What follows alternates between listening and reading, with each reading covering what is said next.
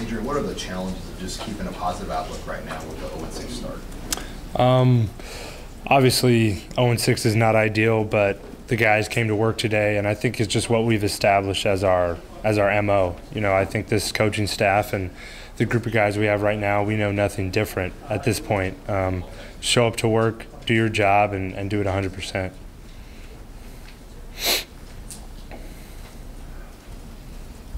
What plays do you feel like are working the best for your offense right now? This stuff's actually going pretty well.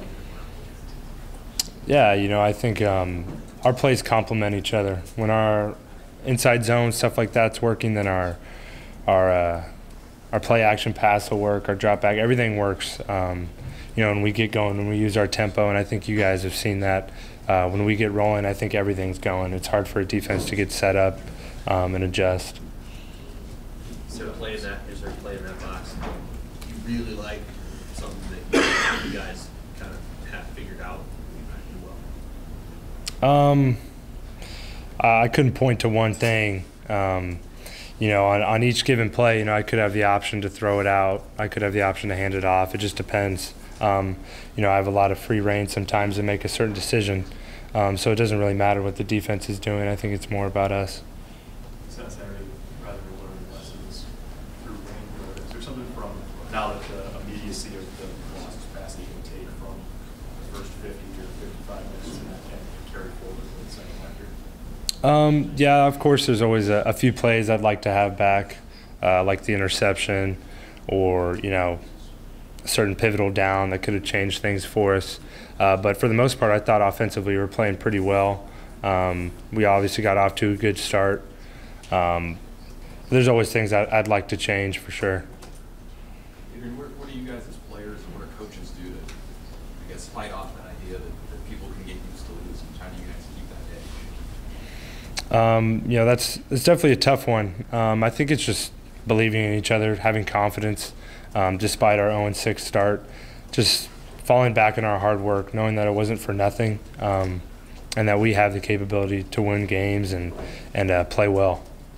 Is there such thing as getting used to losing? Probably, yeah, I believe so. I think it's more that thing where you're late in a game and it's tight or whatever, and just believing that we're going to win this because this is what we do, as opposed to maybe getting used to losing, having that feeling of doubt.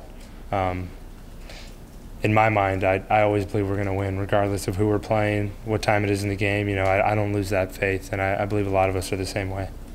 Adrian, what's the advantage of when it's 4th and 1, being in the shotgun rather than being under the center? Which would you prefer? I mean, we run shotgun, so I prefer shotgun. In my opinion, I don't think it really makes that much of a difference. The running back's kind of at the same depth. There's obviously more of a threat for me to keep the ball as well, so it keeps the defense honest. For me, I don't think there's an advantage one way or the other necessarily, but I know shotgun's the way we do it. Did it make any difference having Noah on the trip and on the headset and all that through the game for you? Yeah, I think Noah helps a ton. No disrespect to Matt Masker, of course, but Noah obviously has the experience of UCF. He knows this offense. He's been in lots of games, obviously game action as well. So he definitely provides a different insight, kind of like another coach there. He understands everything that I'm seeing, as well as Bunch. So it just helps having more people to talk through things and kind of give me that feedback. How'd you hear about it on Friday night that he was eligible?